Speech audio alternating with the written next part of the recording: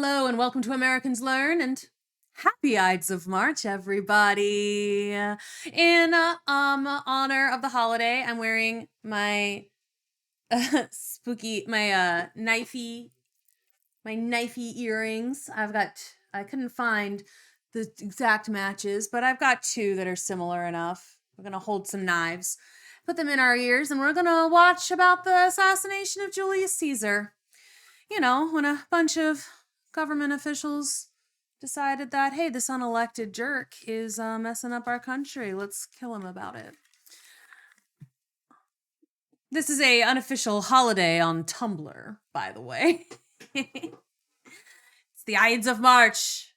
A few years ago, I realized I didn't have any knife earrings, and then I thought, that doesn't sound like me. So now I have so many pairs of knife earrings, specifically because of the Ides of March.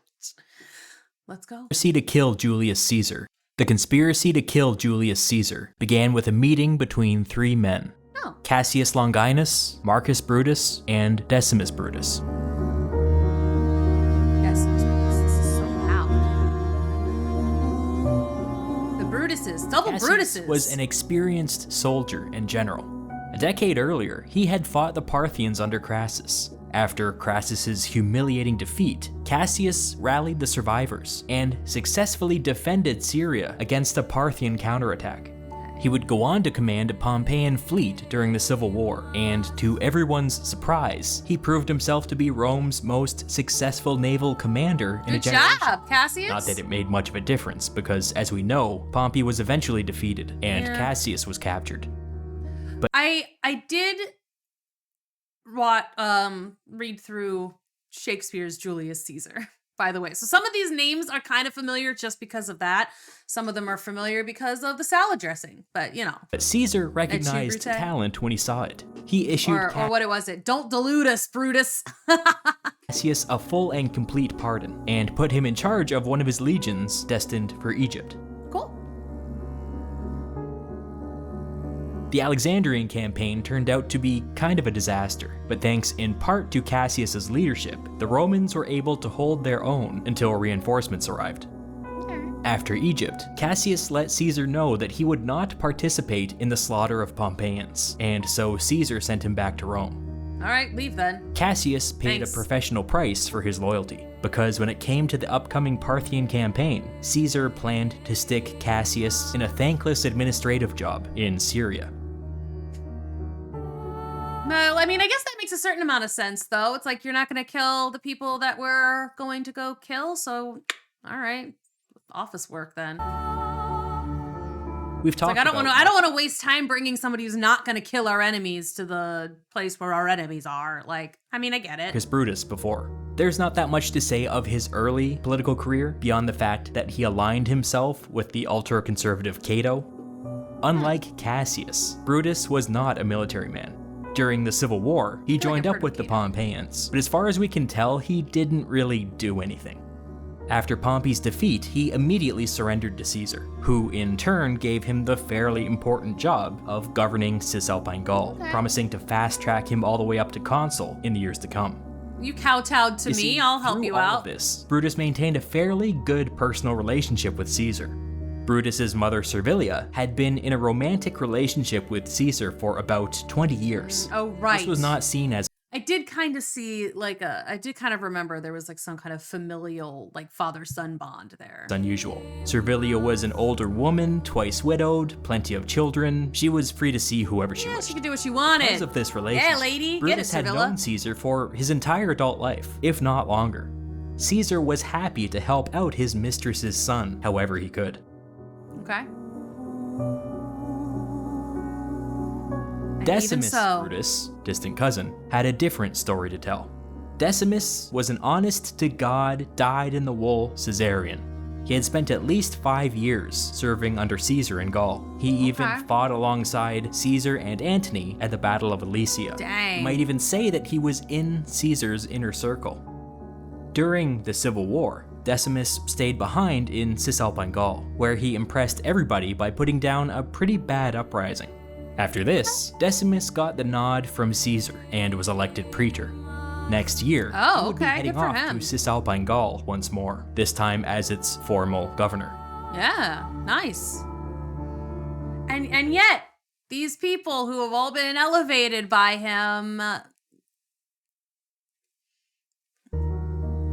Each just of these interesting. 3 men, Cassius, Brutus, and Decimus, came to believe that Caesar intended to destroy Roman politics by crowning himself king. Huh. In fact, this was already happening before their eyes. Caesar wielded most of the powers of a king already, and Roman politics were becoming more and more irrelevant by the day. In their eyes, the only way out of this mess was to remove Caesar from the equation. He had to die. Maybe extreme, but I understand, but extreme. Extreme, But in for order sure. to get a shot at this, first, their little conspiracy had to expand, and it didn't take very long to get some top-tier politicians on board. People like Gaius Trebonius, a former consul, general, and veteran of the Gallic Wars, who had recently become disillusioned with Caesar over his treatment of the Senate. People like Tillius Cimber, a preacher and former Caesarian who saw this conspiracy as his ticket to power. People sense. like Publius Servilius Casca, a childhood friend of Caesar's, now a tribune of the plebs, who had since become so alarmed at Caesar's authoritarianism that he signed on to this conspiracy to end his life. Dang. In the end, It is interesting to see how many different reasons people had for wanting Caesar gone. A lot of them did seem for the good of Rome or whatever. At least that's what they were saying. And then you got that other guy who's like, I want more of that once he's gone, I'll have some power left to lap up. Huh? I feel like that's a secret goal of all of them, honestly. senators joined the conspiracy, which you could argue is too many people. Roughly 7% of the entire Senate. That's crazy, especially also because he only gets stabbed 23 times. It's like you got 60 people coming at you with a knife, and only 23 of them strike true. And it's like I get part of the reason that they wanted so many was because they didn't, they wanted to make it impossible to know exactly who'd killed him for sure. But I'm just but I'm pretty sure I remember hearing, and he'll probably talk about it some, some of these people also injured themselves because they were just all just crazy stabbing this one dude.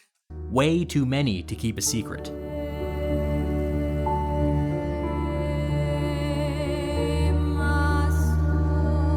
That makes more sense. Too many to keep a 60 secret. conspirators began to meet I regularly. was it's too many to stab one person at the same time. And he's it was too many to keep a secret. And I'm that's better. To strategize their next moves. The majority argued that the logical next step was to bring Mark Antony on board. He was Caesar's consular colleague for that year. If he signed off on the assassination, perhaps that would pacify Caesar's legions. All right. Plus, the conspirators believed that they had a lot permission to offer Antony. After Caesar was gone, if Antony could bridge the divide between Caesar's veterans and the conspirators, he would become one of the most powerful senators in Rome.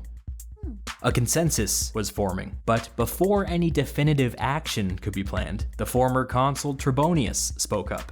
He knew Antony well, as they had both served under Caesar in Gaul. He revealed to the group that just last year, he had personally approached Antony as part of another conspiracy, and that Antony had flatly turned him down. But apparently he didn't tell anybody, because he's still here to do more conspiracies. When Trebonius revealed this rejection to the old conspiracy, people got spooked, and the whole thing fell apart. Why risk tipping their hand, Trebonius argued, when they already knew Antony's answer? The conspirators were convinced. Fine, no Antony. But what about Cicero? He was one of the few remaining former consuls who predated Caesar's rise to power. He was the guy who put down the Catiline Rebellion 20 years earlier. A hero, an elder statesman. Maybe he was the one to lead them out of this mess. After some debate, the conspirators ultimately decided against inviting Cicero into the conspiracy. We don't 100% know why, but one reason may be that in an effort to influence the new regime, Cicero had been spending an unhealthy amount of time with Caesarians. Some conspirators may have feared that he had gone over to the other side. Okay. And I guess, like, honestly, let's get some plausible deniability up in this joint, right? Like, Another unusual aspect of this conspiracy, which may be pertinent here, is that it reflected a strong generational divide. For Oh. whatever reason, the conspiracy consisted almost entirely of men in their early 40s. Maybe these Interesting. people just knew each other the best, or maybe they had the most to gain in a power vacuum. Who knows? Trebonius! 47, this old man. Cicero was well into his 60s, Okay. and quite simply, nobody in the conspiracy knew him that well. So, Okay. I mean, I guess it makes sense. Like, they're having things happen on a generational divide. It tracks. Like, it makes sense. You have these people who they have the same life experiences and they have been through the same sort of stuff. You get someone who's a little older and it's like, well, they experience different things. You know, someone a little younger is still experiencing things. Generational divides do make a certain amount of sense with this, especially, again, like he suggested, these guys knew each other. Like, a lot of them had worked together on various projects, and, you know, people talk. Cicero had been fraternizing. Also, I feel like you're in your 40s in ancient Rome. It's like, well, we want a little bit extra power too, so let's speed things along a little bit. I don't want to wait until I'm 60 to get it, you know? The Caesarians, and nobody in the conspiracy could vouch for him. Fine, Cicero was out. The conspiracy would have to move ahead in its current form. Okay. With all 60 people. So many. One decision that the conspirators came to pretty early on was that the assassination should occur in public. This had to be seen by the people as a legitimate act, full of idealism and conviction. Dang, No back alley okay. murders. But beyond These are this so vague different. statement of principle, there was very little agreement as to how they should actually proceed. Some people threw around the idea of assassinating Caesar while he was overseeing that year's elections. In a situation like that, Caesar would be up on a raised platform, in full view of the electorate. That certainly met the criteria of being public, but Yeah. how exactly were they supposed to pull this off? Caesar would be up in an exclusive VIP area surrounded by supporters, and even if they could pull it off, an assassination before the entire electorate had a 100% chance of causing a riot. Yeah. The conspirators Yeah. might not survive. And the whole point Others is that they considered get killing power him out on of the this, way right? to the elections. If they could predict his route ahead of time, they could set up an ambush as he was crossing a bridge. All right. Caesar So I'm feeling they had the opportunity to do it like they did Lincoln later, and now we're looking at a Ferdinand or a Kennedy sort of thing happening right here. I'm just gonna start trying to figure out why they discarded things that worked later for other people. It's interesting. There's something wrong in my brain. Caesar would have bodyguards. There would be a tussle, but some of the conspirators believed that if they moved quickly, they might be able to rush Caesar and push him off the side of the bridge. This probably wouldn't kill him, but they could have assassins waiting below to finish the job. Stabby. This was Okay. a better plan, but it was extremely complicated, and a big part of it relied on the physical prowess of a bunch of nerdy-ass senators. Yeah, great. They then That's toyed not gonna with yet another plan.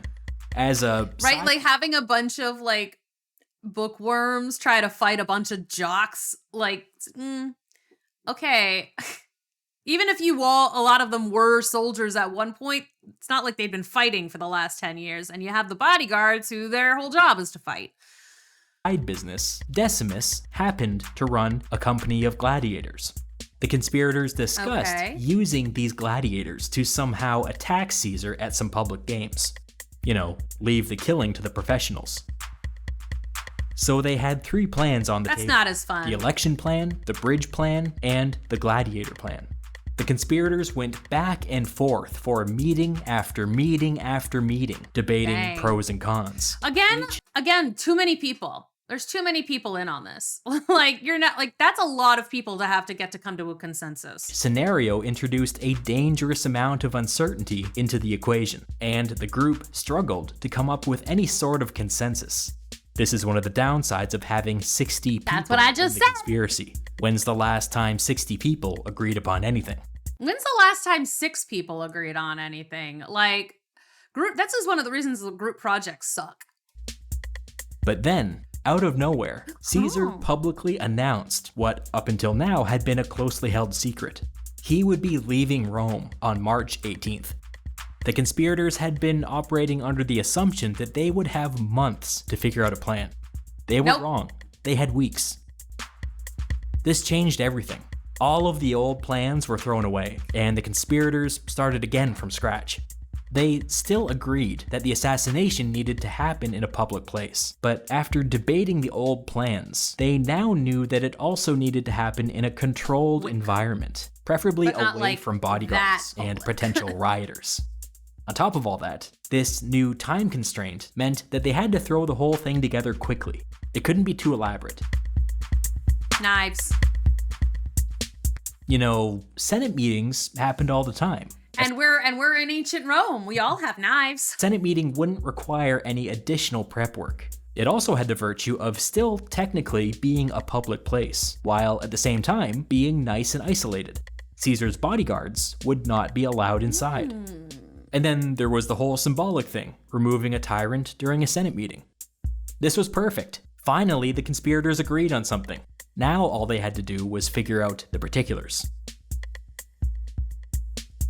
Caesar would be leaving on March 18th, so they agreed that their attack should take place during the last Senate meeting before his departure. That would be on March 15th, the Ides of March. The Ides of March! But coordinating this wasn't as simple as you might think. Caesar was personally financing a complete redesign of Rome's downtown area, which included Rome's old Senate house. Because of this, the Senate had been randomly meeting in various temples scattered throughout the city. The conspirators agreed that the safest thing to do would be to stash some weapons on location, but because of all this bouncing around, they couldn't be 100% certain where this particular Senate meeting would be taking place. So just stashes everywhere. They decided that a select group of senators needed to hide daggers in their togas. This would be dangerous, as it was a death penalty offense to carry a dagger inside the pomerium. But it had to be done. For everybody else, they decided to smuggle weapons into the Senate meeting using these baskets that were always full of note-taking materials. If the location of the meeting was changed at the last minute, these baskets would hopefully come with them. Okay, sure. And that way, the people won't get in trouble necessarily. Because I didn't know they were in this. There was knives in there. In this process, Cassius brought up something that had been troubling him. Okay. What about Antony? Caesar and Antony were co-consuls for that year, and if this thing was going down during a Senate meeting, Antony would be only a few paces away. Knowing him, he'd probably put up a fight. Plus, if they were successful, Antony would be Rome's only remaining consul. What if he was angry? What if he came after them? Wouldn't it be much safer to just kill them both? Cassius then went one step further. Cassius so long as they were having this conversation, what about Lepidus? Dang, he wasn't Cassius! a consul or anything, but he was sitting on Tiber Island, just outside of Rome's pomerium, with a full legion. If Antony declared a state of emergency or something, he might ask Lepidus to cross the pomerium and restore order. This would be a disaster. All right, Cassius is just like, hey, if we kill just the one guy, things could get really hairy. So let's just kill all of the guys. And then maybe we'll kill some of you too. Continued. If, on the other hand, they took out Caesar, they took out Antony, they took out Lepidus, they took control of that legion, they would probably be able to pressure the Senate into endorsing the assassinations retroactively. Dang. Brutus strongly disagreed. They were not revolutionaries. They were not here to overthrow the government. In fact, that's exactly what they were trying to prevent. Yeah. What they had all agreed to do was remove a tyrant. This is, Cassius it's not a government takeover. Was a purge. That is a lot extra. That is a this lot argument different. Escalated, and eventually it split the conspirators along partisan lines. The former Pompeians sided with Cassius, and the former Caesarians sided with Brutus. After this is some why double party drama, system is bad. Brutus finally turned the tide. He told the group that, like it or not, Caesar's reforms were popular. If they started down the road of purging Caesarians, they would inevitably end up repealing Caesarian legislation as well. They wouldn't be able to help themselves. When that happened, Brutus said, the Roman people would turn on them. It would forever politicize the assassination. A better path. Interesting that he's not considering the assassination already fairly politicized. Like, because again, I guess his point is that we are trying to stop a tyrant. We're trying to stop an authoritarian tyrant in his tracks before he gets too bad. But that doesn't mean that, it's like, but we don't want to turn the rest of the people against us. And it would turn, and if they take away everything, if they start like reducing everything that Caesar did that was good, then it's not about an authoritarian getting removed anymore. It's about these conspirators wanting power. And I think that's probably where he's at with it. It's like, but it's not supposed to be about us. He's pretty idealistic, isn't he? At least two of these people are definitely all about them. Was to surgically remove the rot at the heart of Roman politics. Once Caesar was gone, everything else got easier. This argument convinced Cassius and the ex-Pompeians. Even Cassius was Fine, okay with no that. purges. Caesar only. Bye, Caesar. So what was Caesar doing while all of this was going on? Just going about his business, making preparations for the upcoming campaign. But he wasn't totally oblivious to the fact that something strange was going on. Something's Around weird. this time, the priest Spurina, who in my opinion probably had contacts inside the conspiracy, began to warn Caesar to beware the Ides of March. That's a real thing that he said? I thought that was something Shakespeare made up. I don't know why. I thought that was like, I don't remember. It's been a while since I've read the play, but I was like, I thought it was like some witch or something. I think maybe I was getting Caesar and Macbeth mixed up. Caesar was getting other clues as well, although in the moment he didn't quite know what to make of them. For instance, days before the Ides, he pulled Cassius aside for a quick meeting. When Cassius left, Caesar turned to one of his aides and said something like, "What's his problem? He looks sick." On the day before the Ides... right. And again, it's even sadder kind of because a lot of these people were like, they were kind of friends with Caesar, right? They're like, they were only in the positions they're in because of him. So like now they're talking about getting rid of him. There's gotta be some like serious guilt happening, at least on some of their parts. Ides of March, Lepidus invited Caesar and Decimus to his home for dinner and drinks. As one of the original three conspirators, Decimus had been careful to stay on good terms with the Caesarians. You would have to. Apparently this strategy was paying off, because even at this late stage, he was still in Caesar's inner circle. Dang. The three men ate and drank and chatted late into the night. Much of the conversation centered around the upcoming Dacian and Parthian wars. Caesar and Lepidus would be leaving in a few days, and Decimus would be leaving later in the year to go and take over as the governor of Cisalpine Gaul. This province would be key to keeping Caesar supplied in Dacia, and so the three men spoke of stockpiles and supply lines. Dang, Decimus is cold. It must have been cold. riveting. As the night wore on and the drinking took its toll, the conversation turned philosophical. Somehow, somebody brought up this question. What's the best way to die? Lepidus and Decimus went back and forth pontificating, and Caesar got uncharacteristically quiet. After a bit, he made up his mind and told the others that the best way to die would be suddenly and unexpected. Okay. When I imagine this... You know what? Valid. Yeah. Suddenly and unexpectedly. That's how I kind of want to go. I do not want to know it's coming. I don't want to be in pain while it's happening. Just done. Dunzo. No more. I agree with him on this one. Incident. I imagine a half-drunk Decimus dying inside and trying to think of a way to change the subject. But it was fine. Eventually, I don't know. Decimus, he seems pretty cold-hearted. Just like his ability, like he went to drinks with the man that he was actively planning to murder in like 3 days or the next day or something. Like that, talking about like in the future, like that's cold. I don't know if I feel like maybe Cassius and Brutus and like some of these other folks maybe had a little bit more of a, like a, oof, this feels, I mean, we gotta, like, it's unfortunate that it's Caesar. We like Caesar, but like, oh, this sucks. It's like, but it's gotta happen. And then you got Decimus who's like, I'll go out for drinks with him the night before. Wound down, and everybody went home.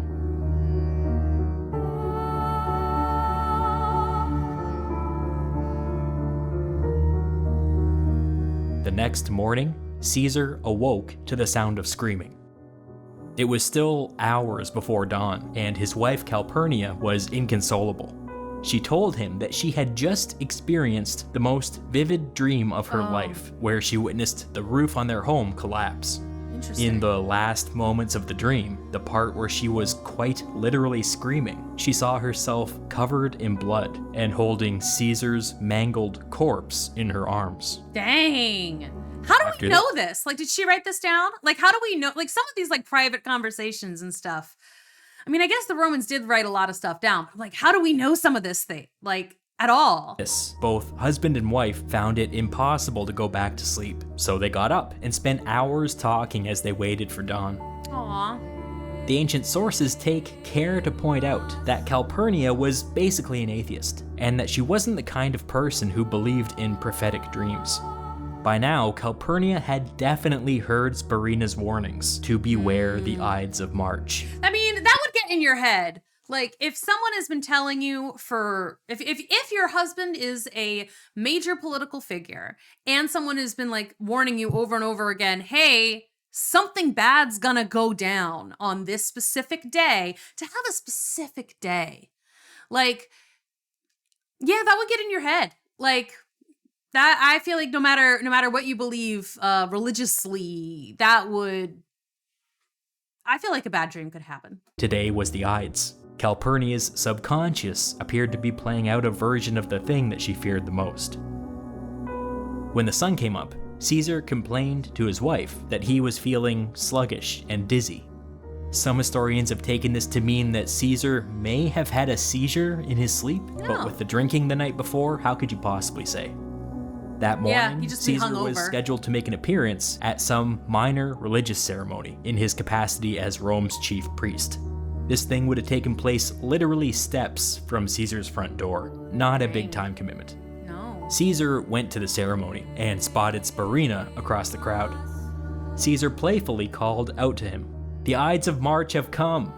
Spurinna responded mysteriously, "Yes, the Ides have come, but they have not yet gone." Dang, Spurinna! you cryptic motherfucker! Okay, so Spurinna was like, I know that you're gonna die because I know a bunch of the people in this conspiracy or whatever. I'm warning you about it. Not gonna actually tell you what's gonna happen, though. It's fate, you know? Dang. Spurinna. When Caesar returned home, he complained to Calpurnia that he still wasn't feeling well. The two talked it over for a bit, and they eventually decided that since Caesar would be leaving on campaign in a few days, he should rest and recover while possible. The Senate was scheduled to meet that day, so Caesar sent word to Antony to go ahead and cancel the meeting on account of him being sick. Caesar had just unknowingly upended the conspiracy. Uh-oh.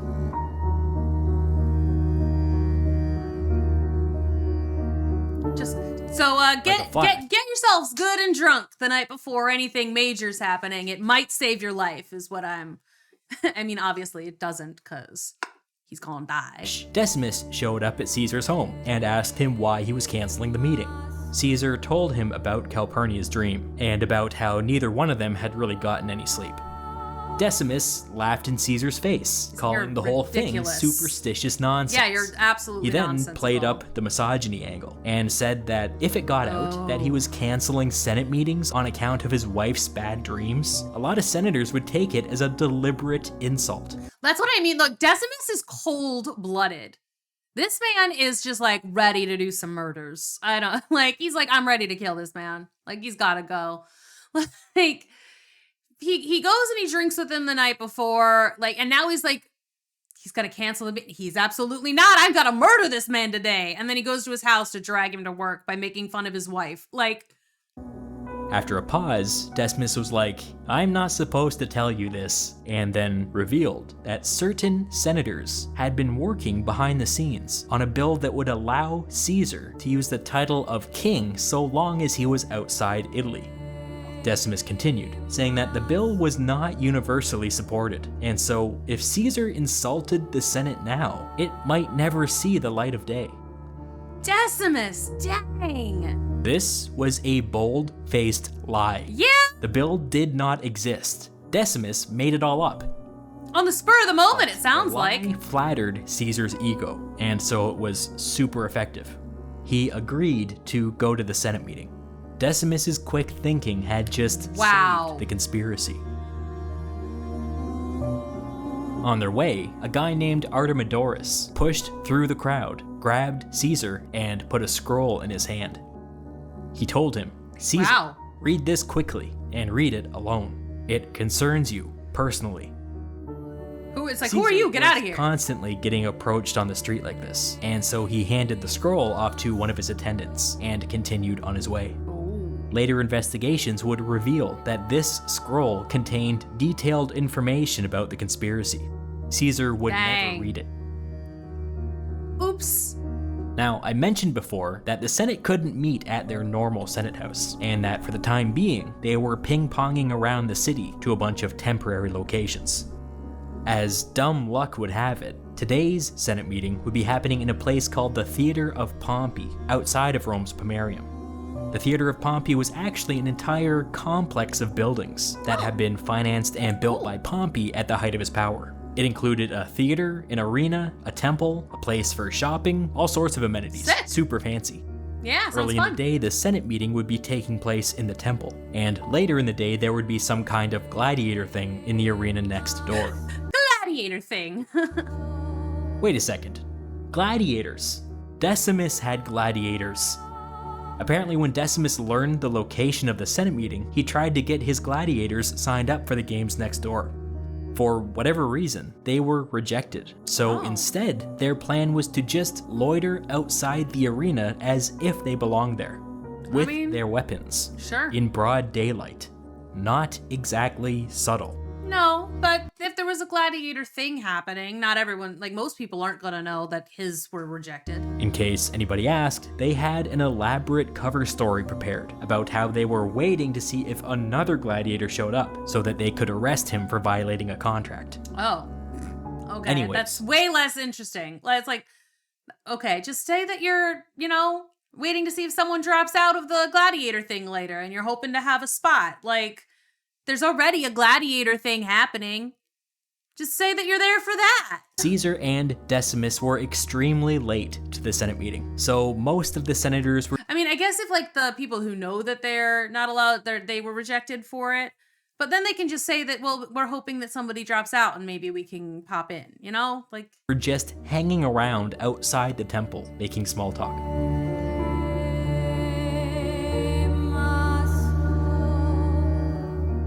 But not Cassius. He was all alone, inside the temple, looking up at a larger-than-life statue of Pompey in complete silence. Cassius is having some thoughts, huh? After Pompey's death, Cassius had been one of the few who proved his loyalty by refusing to take up arms against his fellow Pompeians. What was he thinking here?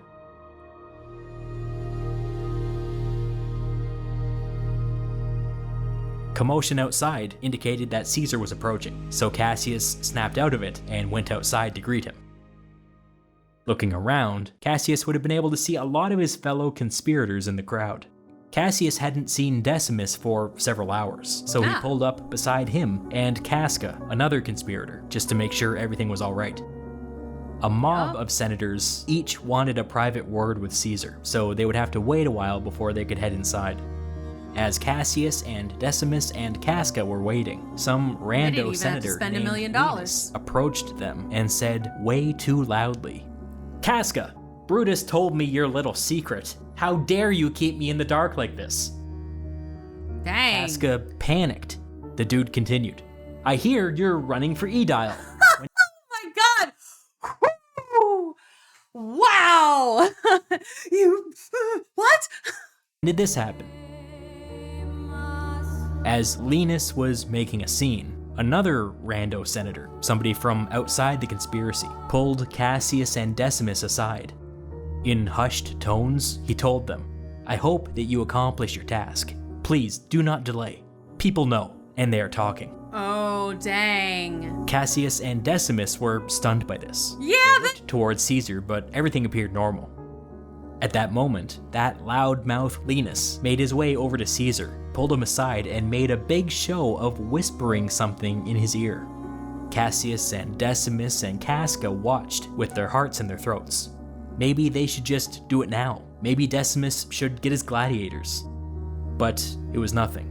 Linus walked away, and everybody... This guy's trolling. Like, Linus. Like, you're freaking everybody out. But he started making their way inside. On cue, the conspirator Trebonius pulled Mark Antony aside for a private word. All right, keep him out. Yup, there they go. Caesar entered the temple and took a seat in his special golden chair/throne. As this was a Senate meeting, his bodyguards remained outside. Under normal circumstances, Antony would be sitting only a few paces away, but for the moment he was still outside with Trebonius. This particular Senate meeting was pretty poorly attended. Of the 900 or so potential attendees, only 200 to 300 actually showed up. Of this Well, some of them probably like got the message that it had been canceled, and then like uncanceled. It's not that important. 360 were in the conspiracy. Okay. That's what, 20 to 30%? That's like, yeah, massive. like a It's no third. wonder that people were talking. A signal Almost was a given, third. and a bunch of conspirators rose to their feet and moved towards Caesar. Tillius Cimber loudly asked Caesar to consider pardoning his brother, an ex-Pompeian who had fled after the Civil War. As Cimber made his appeal, the rest of the conspirators slowly fanned out and formed a perimeter. Still seated, Caesar answered Cimber, saying that his brother had shown no contrition or remorse whatsoever, and so no, he wouldn't be pardoning him anytime soon. By the time Caesar was done speaking, Casca was standing directly behind him. Suddenly, Cimber reached out and grabbed Caesar's toga, yanking it hard, exposing his bare shoulder. This was the predetermined signal to attack. Casca immediately drew his dagger and stabbed down as hard as he could. He missed. The dagger grazed Caesar's shoulder and drew a bit of blood. Caesar grappled with Casca, shouting, "Casca, what are you doing?" Another version has Caesar shouting, "This is violence." Yeah, it's a Quick knife reminder in your that shoulder. Caesar and Casca had known each other since childhood. Yeah. Conspirator and non-conspirator alike were frozen in shock. Caesar and Casca were engaged in a little tug of war, Dang. but nobody moved to help either one of them. For several long moments, nothing happened. Come on, Decimus. Casca finally called out in Greek, "Brother, help me!" Casca's brother Titidius sprang forward, which broke the spell. Suddenly, the room was a flurry of activity. Yeah, Caesar was able to rise to his feet and get free of Casca. The first person he saw was Cassius, who drew his blade and slashed Caesar in the face. Dang. Caesar backed away, right into Casca's brother Titidius, who stabbed him between the ribs. Actually, Two didn't miss him. non-conspirators rushed forward to help Caesar, but the conspirators forming the perimeter held them back. The rest of the conspirators pushed in, attacking wildly. Decimus delivered a nasty wound Of course to he Caesar's did. thigh. Cassius To his then... thigh, though. Decimus, you've been so cold this whole time, and now you don't even go for like a gut? Like, what the heck? Come on, Decimus. I had better hopes for you. struck for a second time, but amid all the pushing and shoving, his dagger was deflected, and he ended up hitting Brutus with friendly fire, stabbing him in the hand. Eventually, Caesar's leg wound got the better of him, and he fell to the ground. All right, fine, Decimus. Brutus came forward, hand still dripping with blood, and hunched down over the dictator. Caesar spoke in Greek. You too, my child? Brutus stabbed Caesar between the legs. Oh, Those were Caesar's last words. dang. He pulled his toga up over his face to preserve his last shred of dignity, and he died. I mean, like, if the last thing that happens is you get stabbed in the dick, like, ugh. Yep, gonna hide. Sorry, gone. Coincidentally, Caesar's body had come to rest directly underneath the statue of Pompey. Wow.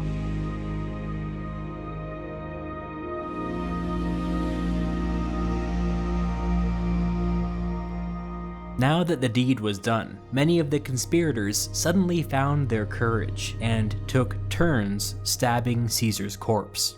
They would be part of the assassination, if only symbolically. Like, well, I mean, it's like we've got to prove that we meant it. Like, we would have did it anyway. Even with this bit of post-mortem stabbing, Caesar only sustained a total of 23 wounds. Yeah. Like, that's what I was saying earlier. It was just like he died. It's like you have 60 people involved in this and only 23 times, and including the afterwards. That the vast majority of the conspirators just stood around and watched. Shocking. Again, group projects are the worst. Assassination. In fact, using the ancient sources, we can confidently track 5 of Caesar's wounds. Oh, Number okay. 1, from Casca to the shoulder. Number 2, from Cassius to the face. Number 3, from Casca's brother Titidius, between the ribs. Number 4, from Decimus to the thigh. And number 5, from Brutus to the groin. It's very... That's so strange that, like, that he went for the groin. Like, I mean, I don't know. I don't know what's going on. I just know that, like, statistically though, like, a lot of the times that, like, if there's violence towards something like that's sort of, it's almost sexual like that, there's usually a reason that someone would attack that. So I'm like, and like, if Caesar had known Brutus his whole life, like, did he ever do anything? Like, I don't know. That is wild speculation. I just think that's really, really weird. Like, that's a strange place to stab somebody. Like, for no reason. Like, he could have gone for, like, you know, the neck. You know, he was crouched over him, right? Like, he was on the ground. There would have been easier places to hit him. I don't know. There's probably like a statistics about that or something. There's probably like something that explains that a little bit. Maybe it's more, it was a cultural thing at the time, you know, but I don't know. That's just, again, wild speculation from me, but based on what I have seen from like Law and Order SVU, usually if there is genital mutilation involved, the person with the mutilated genitals did something to deserve it. Like, their victim got him back, you know? So that's interesting. Possible that these 5 people were the only ones I think that who one in struck the Caesar while he was still alive. I think that probably the one in the ribs is the one that really, really got him. I mean, maybe it depends on where Decimus got him, because if he got him in like an artery or something, probably not the femoral artery because it would have happened faster, but like if he got him in like an artery like that could have bled out pretty quick. The remaining 18 stabbings may all have been post-mortem. Earlier, I said that the conspiracy was arguably too large, but maybe I was wrong. When the big moment came, as many as 90% of the conspirators didn't do nothing. Later examination of Caesar's body revealed that of his 23 wounds, 22 were superficial, and only 1 was fatal. The fatal wound was stabbing number 3, the shot between the ribs, delivered by Casca's brother Titidius. That's what I thought. That must have been the one that got him. The assassination was over in like a minute. Many senators never even got a chance to leave their seats. Silence filled the room. Dang. Marcus Brutus, his hands covered in blood, both Caesar's and his own, was the first to move. He approached the seated senators, pointed to one senator in particular, and shouted, "Congratulations, Cicero! You've regained your liberty." Dang. Dang.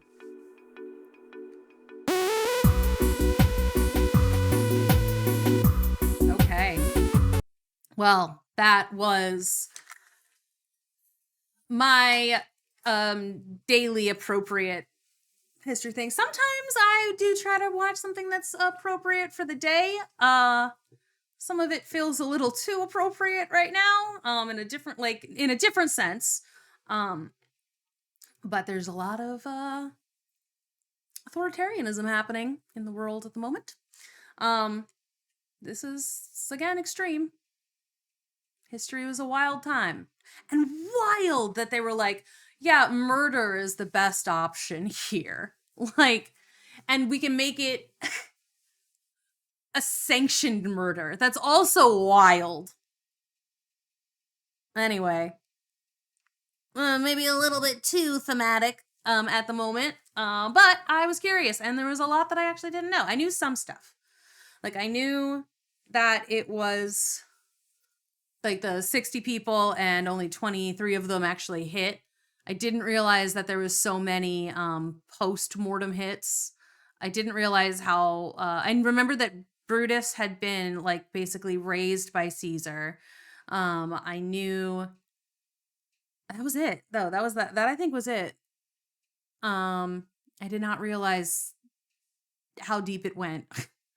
And it really kind of like that's kind of sad. Like the people who went for him, there were people that he'd been friends with, that he had known, that like had trusted him for a really long time, and they just saw no hope going forward. Like he just wasn't listening to them, I guess.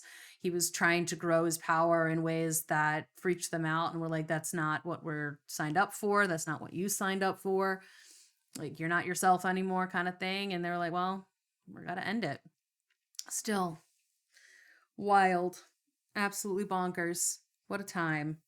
And it's the today's I'm gonna post this on the Ides of March, so it's not the Ides, of course, when I'm filming it, but it will be posted on March 15th. So if you want to see me, like, I know that mostly Kit has done more history stuff over here on the channel, but I could have fun with it too. So I will see you in the next one. Bye-bye.